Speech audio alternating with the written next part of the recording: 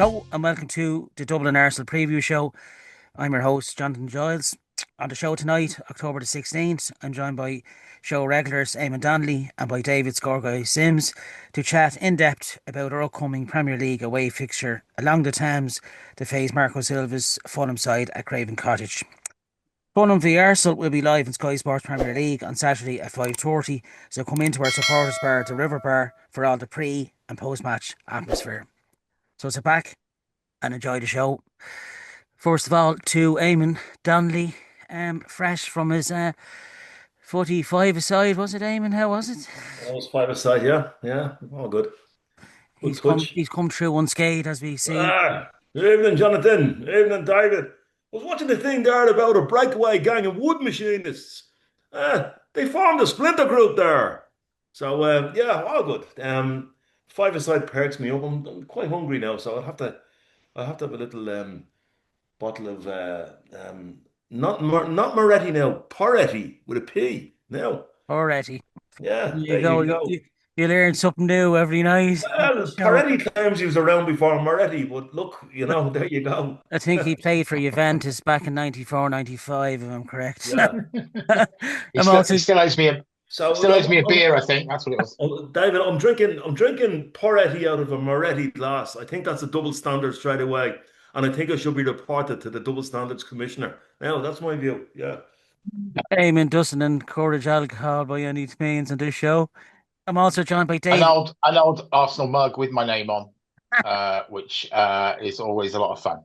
Lovely mug. Excellent.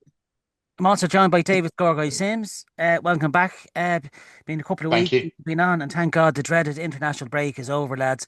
It's back to the serious business of the Premier League. Are we all keeping well? Yeah. Yes, we're keeping well, and I think this has been a very difficult break for all of us emotionally because we ended up top of the tree, the elephant in the tree, back at the top, and then all of a sudden stop. And I think we were all, as supporters and players, getting momentum, and it's a shame that but England have qualified now. Not that you boys are that bothered about that, but they have.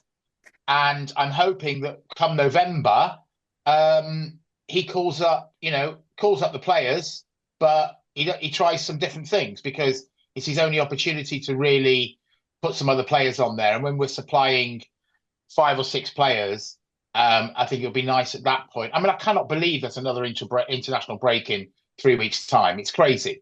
We'll get momentum again. So at least that'll be it then until the spring, and Yeah. we can get our heads down.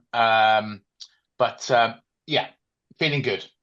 Yeah, and of course, the next international break next season, I was listening to Sky Sports News on Tuesday night. There'd be a 3 week international break instead of having the two in September, October, November. They're going to do it all in 3 weeks. I think an absolutely ridiculous idea. You have more chance of players coming back definitely injured from that, and that's on a break. It's going to be like that World Cup back in 2022. 3 weeks, no football for fans. I don't know what they're thinking of. I just don't think it's a Yeah, good and I idea. think you will. I think you'll find that magic idea of players picking up niggles beforehand and stuff, Yeah, and managers will do a Fergie as he used to do. Fergie wasn't a fan of England, and rightly so, yeah, being a hard Scot, and he used to pull players out of left, right, and centre. Paul Scholes, if he thought he had a niggle, he would tell him to stay home. Um, and I think you'll see that, and I think it's great that Arsenal have got so many internationals. yeah, If you look at the results this week, what 9 Arsenal players were either scored or assisted or something across the board. Unbelievable. Even Trossard got something. But yeah, it's I think it's something we've got to look at. You know, yeah.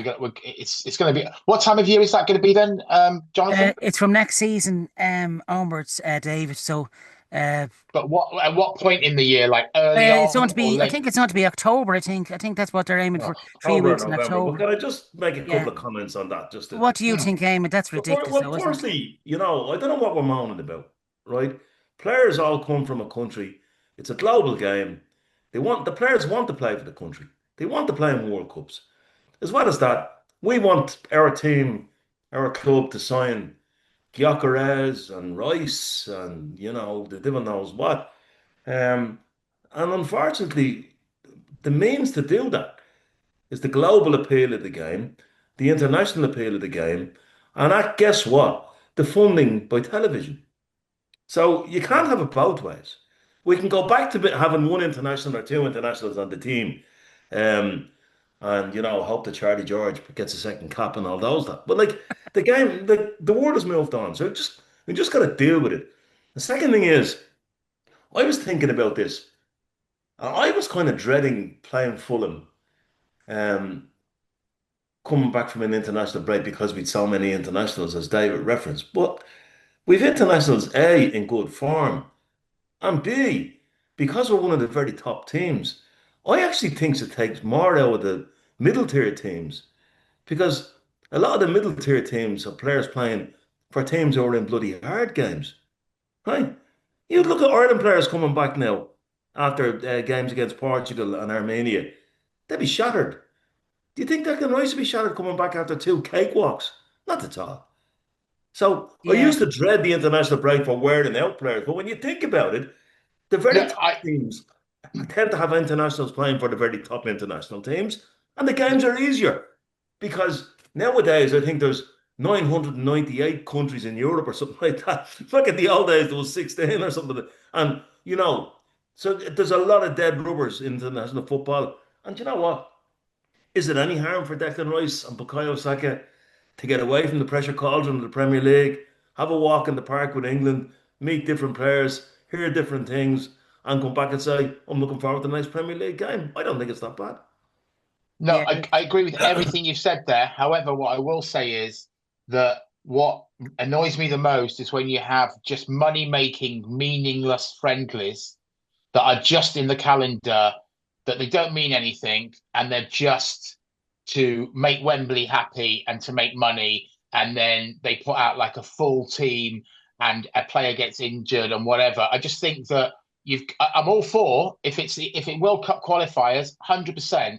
But as I said, there's going to be they're qualified now. There's going to be games in 3 weeks' time. Take the players to the Yeah, matches, give them 20 minutes to go, but don't play Saka for 90 minutes for two of the games. It's crazy. I yeah. mean, it's like, do you know what I mean? Give the guy a break. I totally agree with everything you said, but I know, when no, it's I get you. when But they've maybe what I'm qualified, hoping for, David, what I'm hoping for, now that England have qualified, if you give us back Declan Rice, who you robbed off us, he can help us in the rest of the games.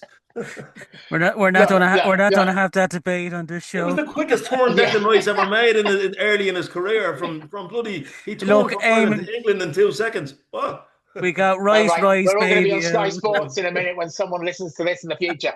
Can I just say that on that point, I'm completely with you, and he could come over there and play for you a little bit. He could single-handedly get that team into the World Cup, and then he can come back and play for us in the World Cup. How about that? Okay. All right. I don't want to get onto the FEI about that, Dave.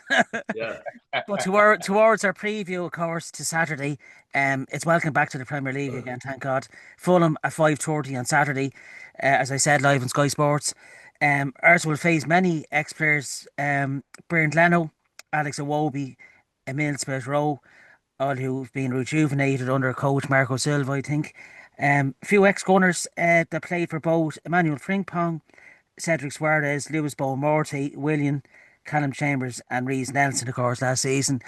Um, to yourself, David, how do you think Bernd Leno, Alex Iwobi, and Emil Smith Rowe, would you agree that they've been rejuvenated under Marco Silva? They've been given kind of another second chance. Is that a fair point?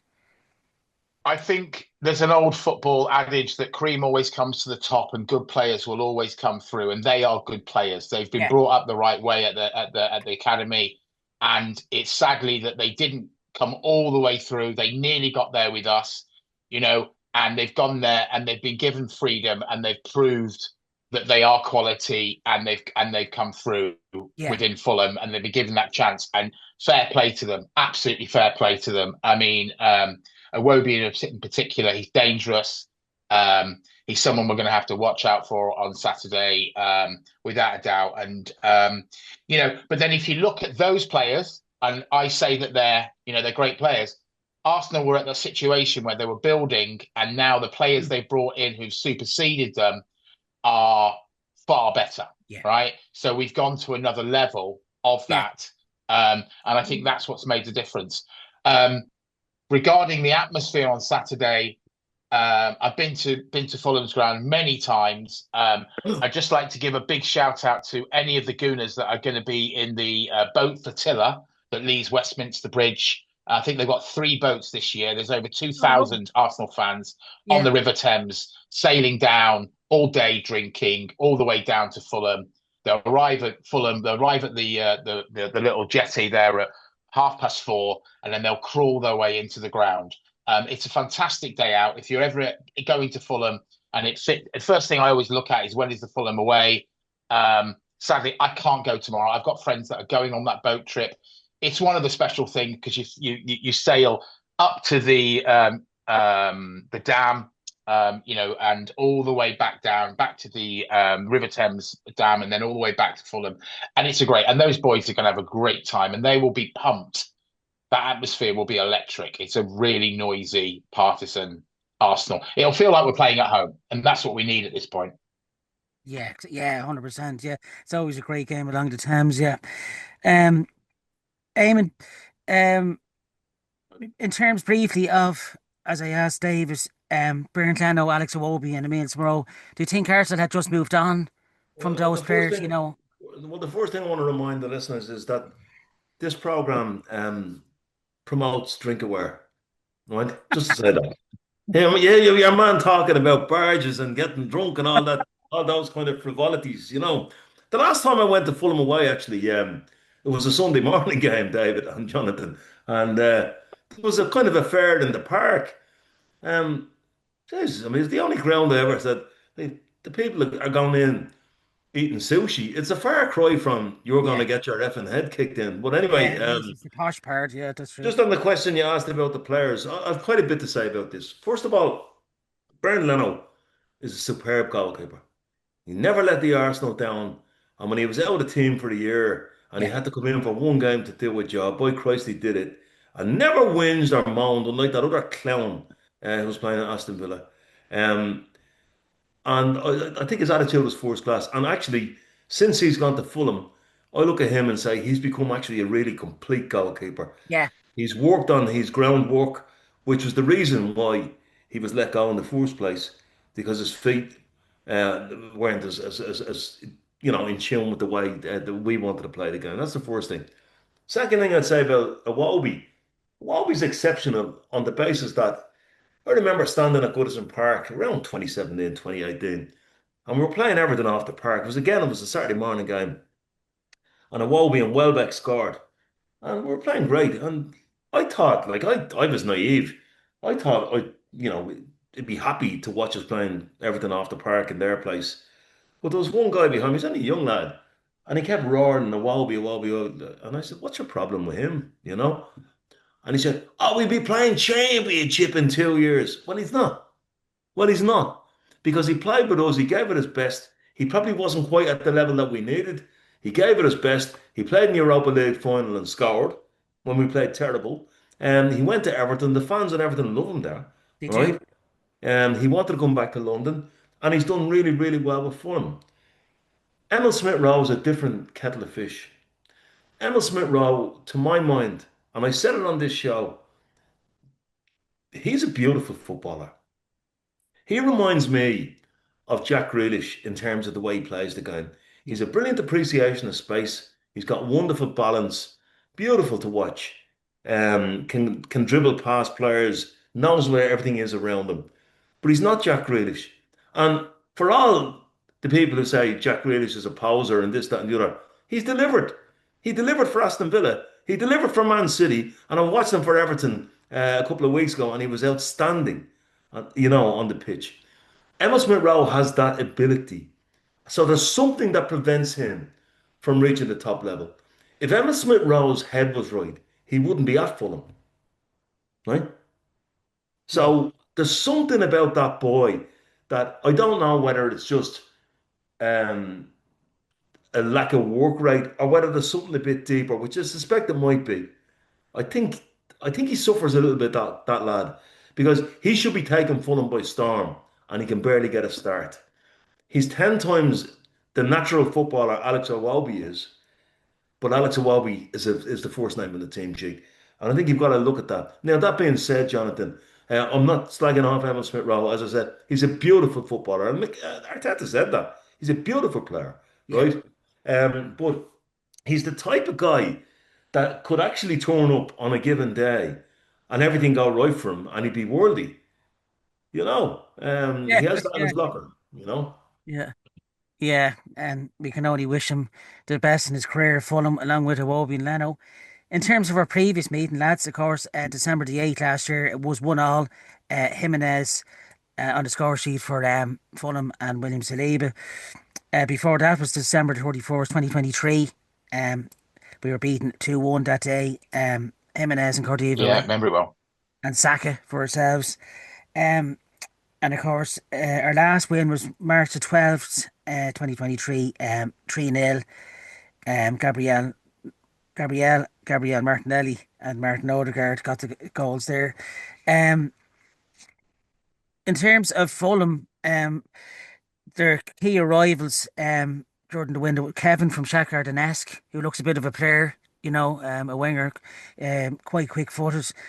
Samuel Chukwueze from Milan, who's a bit of a player on loan. Um, and Benjamin Lecombe from Montpellier. Um, they lie at presently 14th position with 8 points. Unbeaten at home. A 1-1 draw against United. Smith Rowe scored. 1-0 against Leeds. Leeds were unfortunate an own goal by Goodmunson. And 3-1 at home against Brentford. That was a cracking game, actually. Iwobi, Wilson, and Jimenez in the score sheet. Um, in terms of their start, David, um, Marco Silva, he's a good coach, and we've always found it difficult when we came up against his former sides like Hull City and Fulham. In your opinion, what are you impressed with the job he's done at Fulham, considering the resources that he has? Fulham are the classic, they're that team, aren't they, that are sort of off the people's radar, but they always come good. They're strong, well built. They've Yeah, got a really tight ground. It's an old school ground. You're on top of them. I know you say about, definitely it's a very posh ground. All the houses around there are millions, and the people walking with sushi and all that sort of stuff. You're absolutely right. But they do it on the pitch, and they do get behind, and they do make a lot of noise, and they have been a bit like Newcastle were. They have been our bit of a bogey. If you look at who are bogey teams over the last few years, it's been Villa, Fulham, and Newcastle. They are the key points of seasons where we have bought it and we've been shattered and we've come off the rails. I think again that's what will be talked about on Saturday. Like Newcastle, it will be like, right, guys, you've got the chance to put something right again. And I think Fulham will know that, and they might set up slightly different for being at home because they'll want to try and contain us a little bit. And even though Fulham do like to play flowing football, if they come out and he decides to play flowing football, then you know it's going to be good for us. But I think they're at home and where they are in the league, they need points. And Liverpool, sorry, Arsenal are top of the league, Liverpool the second. They're looking up there. They're looking at these teams and thinking, let's have a bit of consolidation in this game. But he has done. Getting back to the manager, of course. He's one of those managers that's always on people's lips that are going to move up to go and play for, a bigger team. But yeah, I mean, look it right. He's probably got one of those very nice houses in Fulham, and he's living in London, and he's very happy. Thank you very much. yeah, And he doesn't want to go to Manchester or wherever or an Everton. He just doesn't want to leave. Um, so yeah, fair play. It's going to be a difficult game, guys. Saturday is going to be yeah, a hard game, especially after the international break, getting all the pieces back on the table. And we talked about our really bad fixtures that we've been through to get where we are. This is still going to be a difficult game. yeah. I really, really believe that. It's not going to be easy. Eamon, Fulham finished 14th last season on 55 points. They've had two bad away defeats coming into this game. 3-1 away to Villa and 3-1 away to Bournemouth, who are having a stunning season under Iriola. What have you made of Marco Silva? He's very passionate. We know that from his antics on the sideline. Are you impressed what he's done at Fulham? Well, first of all, I don't judge anybody by their antics on the sideline. You never make good decisions when you're jumping up and down. We But saw that. but he knows the Premier League now. He's a veteran at this stage, At this day, yeah, he is. right? He knows the Premier League inside out. But here's how I always judge. So if one of our rivals was going to Fulham to the cottage to play away, what would you be thinking? Is there a chance of a draw? Is there a chance of turning them over? And Fulham tick that box every time. Yeah, So if Man City were going to Fulham, you're thinking, well, Fulham could get a draw here or could beat them, right? Liverpool go there. Oh, Fulham might, that's the way you have to approach this. They could get something out of us. It won't end the world, despite what some people might think, right? But we want to go there and get 3 points, put our best foot forward, play our best football, and this run of fixtures that we have that are all winnable games between now and the next inter earthquake, international, whatever it is. Very true. Yeah, yeah, yeah, yeah. Yeah. We want to garner points, but it's as David says, these are no mugs. They've won two and drawn one out of three at home. I actually watched the game against Brentford. I think they went 1-0 down in that game, Jonathan. we did. But they were excellent. There was a pace and an energy about them. Um, they've got players like pacey players, Sessegnon, and when he plays, Anthony Robinson probably had the most assists from the position last year. Awobi's playing great football. Jimenez is a Robbie Fowler to us, Yeah, and a Wayne Rooney. yeah, He's always bloody scoring against us. yeah. Yeah. He did it Yeah. with Wolves. He Yeah. did All it the with, time. So stop him from scoring. Yeah. Please, let's Yeah. start there. Yeah. Get Jimenez not to score, right? No, but they're good and tidy. They're well coached. The ground isn't particularly intimidating, so there's no excuse there. We'll be noisier than No, them. we'll be noisy. David, you and I have both stood at Fulham. We Yeah. make more noise than they do, Yeah. Yeah. Yeah. Yeah. Yeah. You- I was there. I was there with the in the Invincible season when the ref gave the penalty to Fulham and then changed his mind, and it was clearly a penalty, and we all just shook our heads and they waved it on, and I think a game ended 0-0 or something. But yeah, just to say quickly, well done, Arsenal, Invincible again. It happened last weekend. Yeah. Wasn't really noted in the media. No one talked about it because everyone hates us. But we did it again, so we move on. Yeah, I totally agree with you about Fulham. We need to put out our strongest. There's no weak team. There's no plan B for Saturday. It's a major team. It needs to start with the power that we have. Let's see what we end up with. And by the way, David, that power could well include Mikel Merino. And I don't Yeah. want anybody shouting their Oh, mouth off because, you know, unbelievable. we haven't brought Liam Brady back from retirement, like to replace Martin Odegaard. Mikel Merino has scored 5 goals for Spain in the last two Unbelievable. internationals. Right? Yeah. Yeah. He's on Yeah. one.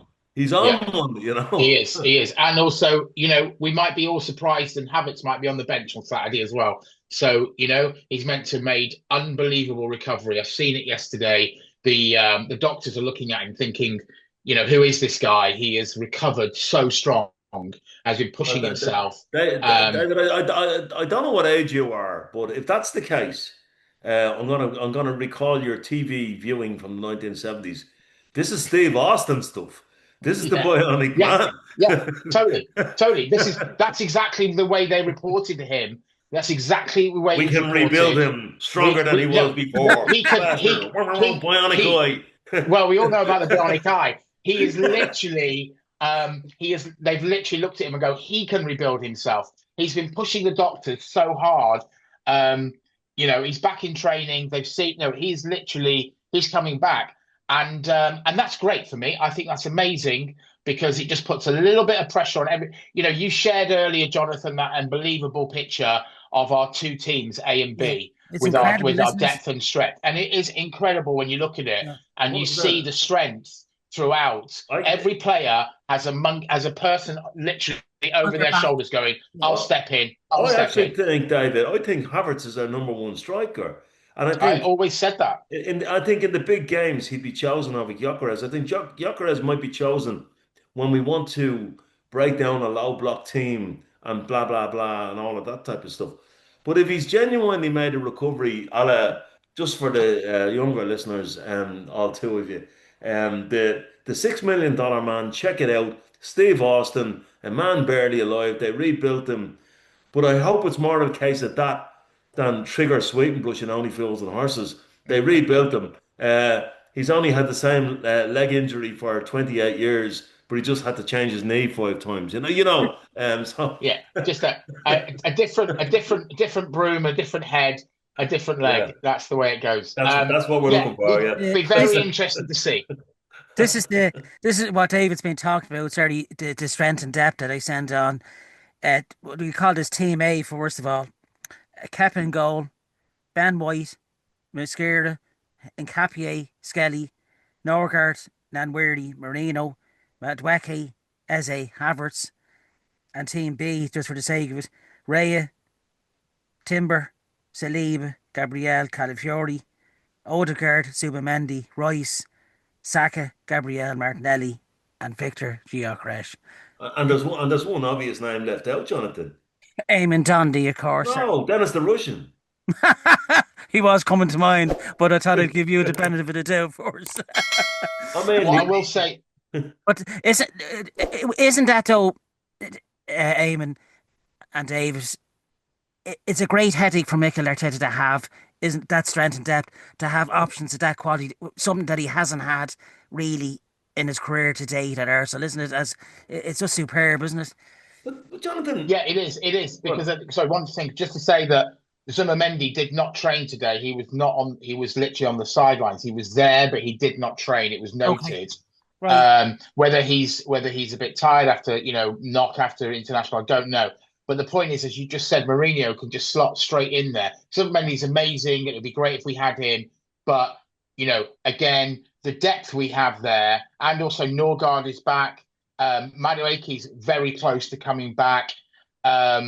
It is literally when you think, where you've got Timber, Calafiori, Ben White, and Skelly all fighting for positions, and then we've got Mosquera just sitting there waiting to come on in the defence, who has been outstanding. And then you have the whole situation: where is Eze going to play? How's he going to slot in? You've got Havertz coming back. You've got Madueke, right. I mean, it's unbelievable. It is literally yeah. quite outstanding when you think of the computations you It's can have. It's it's crazy. incredible, isn't it? I'm going to throw a curveball in, Jonathan, right, on that. All of those players that signed for the Arsenal, they must have realised that they were going to have serious competition for places. Yeah, And that doesn't suit every professional player. yeah, That they sign for a club where they're going to know they're going to spend a bit of time competing to get into the team. yeah, So what does that tell you? That tells you that we're signing players that have the desire and the attitude to fight yeah. and compete to be on the pitch. Now, who do you think that's down to? The man himself. It is down to the man himself. I'll tell you how I know this. Because if you read Zubamendi's at-length interview last week, Yeah. he said the very same as what Martin Odegaard says. Anybody who's had a long conversation with Mikel Arteta, you don't need me to tell you how persuasive he is about the project that this is and how he wants to build it. And sometimes we get lost in this. He's not Carlo Ancelotti or the big name manager or Marino and all this nonsense, right? There's a reason why Saliba signed the contract. He sees his future at the Arsenal. There's a reason why those players come in and know they're not going to play 50 games a season. They want to be at the Arsenal and they want to fight. And I think if it works out for Mikel, which I so believe he deserves, that he wins one of the big pots and puts that debate to rest. Look what he's done for the club. Yeah, People at the highest level want to come and play for the Arsenal, even if it means having to compete and sit on the bench. And just to reiterate that, I agree with you completely. And the point is, when you look at all those players, we've had decent players in the past, little stars, but they would never deal with this. They would be on their bikes. Your Aubameyangs, they just Correct. want they are troublemaker. I'm looking around there and I'm trying to think who there doesn't buy in, who hasn't come in with the Arsenal feeling. Eze knows where he is. Saka knows he needs to be rested. He looks at his body. He's not an arrogant player. Even Martinelli, who was dropped for a long time and we thought he was drifting, accepted it, came back, fought, and is now doing And his in hard fairness, yards. Trossard the same. Yeah, totally. I'd like to keep And when discussing you insights. Sorry, Dave. Just a quick insight into the squads that we have now, and I've sent this into the group as well today. David, you've seen it. Arsene Wenger's fine at 11. Just briefly, Ospina in goal, Holding, Mustafi at the back, Kolasinac and Bellerin as fullbacks, Xhaka, Ramsey, Iwobi in midfield, and Aubameyang, Lacazette, and Mkhitaryan. Who would actually get into that squad today of all out of those players? So there you there's go. one player in that team, one player, Shaka. Yeah, I was He'd just on be the side. he'd be in our Yeah, squad. yeah. It's the only player. 100%. Yeah. And let's remember, he's the guy that I said, and I apologized to him officially. I was there when he threw his shirt down and stormed off. Yeah, And I said, I'm disgusted and I don't want to see him at the Arsenal. The history is too great. He came back and he proved me wrong completely. And he was the beginning of the sea change yeah, that then led to all the other players, right? So yeah, we can thank 100%. Granit Xhaka for that, and I will thank him when I see him for Sunderland. But he is the only player that gains my respect out of all those players there. Totally, he is the one. Well, And you see, the thing about it is, you start calling out the team, Jonathan, and as soon as you got to Mustafi, I was looking up the Samaritan's number. I, I I, saw you I picking up. didn't, I I didn't saw you hear the rest picking of the up the. I lineup. saw Eamon picking up the broom already. Say no more. But that was a turning point, Eamon, and that was a great point David made. It was a turning point in Granit Xhaka's career at Arsenal, but in his career itself, because what he's gone on to do is quite amazing, isn't he? He's a leader now. You can see that for Sunderland. He's been incredible, and of course for Bayer Leverkusen. Yeah, yeah, that's a great point, David. Well, I was there that day as well, and Yeah. Did you think, Eamon, you'd ever see Granit Xhaka again in an Arsenal shirt? yeah, I did because he's made it sterner stuff. I was there the day a Bowie was built off the pitch Yeah, after being brought on as a substitute yeah, and put on as a left winger. And I had murder with the fans who were booing him. And I had murder with the fans that booed Granit Xhaka that day yeah. because I don't think any fan should boo any player of their own team. I think we can criticise them afterwards, but when you're in the stadium, you have a job to do as much as they have. Share it on the You're there team. to support the team, not to go and support yourself and share your world views about, global disarmament with everybody. You're there to support the team, right? And the fans didn't do that day. Xhaka was wrong to do what he did, but it was disgraceful. But I knew he was made of sterner stuff, and I have to say, here's the John Samuels back in the early 1970s. Jonathan used to get booed off the pitch. Now he's an Arsenal legend, and Granit Xhaka will be that man. Yeah, There was yeah. one When key we go up word. there, when we got there for Sunderland in 3 weeks' time or whatever, that's going to be a big reception when the Arsenal boys go up there, and Yeah, he will 100%. he will do it. And when he comes down to ours, he will get a standing ovation without a Yeah. doubt. You know, and then he'll get an elbow in the face from somebody, Declan Rice probably, and that'll be that. And And he'll love it, and he'll respect that, and he I wants think you that get an without a elbow in doubt. the face from Nicholas Yover. yeah, very, our own little He's Polly. in the thick of everything, that fella. He's brilliant. I love him. I I love wouldn't him. bring Yeah, him he's into my brilliant. local pub and say, here's a lad, Nicholas. I just wanted, he's ground after a couple of points, but just watch him after the third one. He's nuts, that fella. Yeah, there was one key word, lads, that came out of the interview with Andrew Mankin on Monday. Eamon was on this. The key word togetherness now, isn't it? Between the fans, the manager, the players, the board. David, it's such a key word, but you can see that, can't you now? Togetherness is there. Yeah, I would like to see a little bit more. Shame I missed the pod on the Monday, because I please invite me when he comes back on, because it was Yeah, great. I yeah, really want to. I'd like to talk, but yeah, I think you know what Arteta's done and what the fans have done, and going away to Newcastle was literally like, as I said, it was like something like 20 years ago. The feeling, the passion is quite unbelievable. The team.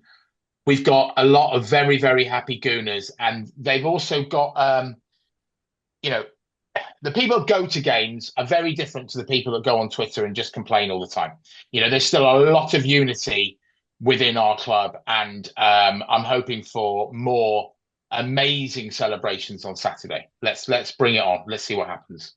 yeah. Here. Come on, you Gunners. Fulham v Arsenal, as I said, is live on Sky Sports Saturday at 5:30, and also catch all the action, as I said, in the Dublin Arsenal Supporters Club bar, the River Bar. I'd just like to thank David Scoreguy Sims for coming on, pal. Appreciate you coming on. And to 2-1 Saturday, Arsenal. Eamonn Same. Donnelly, 2-1 it is. It's a 1-2-3 for us. Catch our show Yeah, on the Dublin 2-1, Arsenal YouTube 2-1 channel. Arsenal with Jimenez the score for Fulham. He really is. Gokara's double. No, Gokara's double. no A more Irma penalty legend. and a goal. Havertz's bionic leg to score the winner.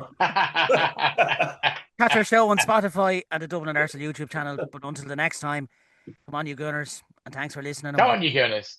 Go on, you guys. Yeah, man.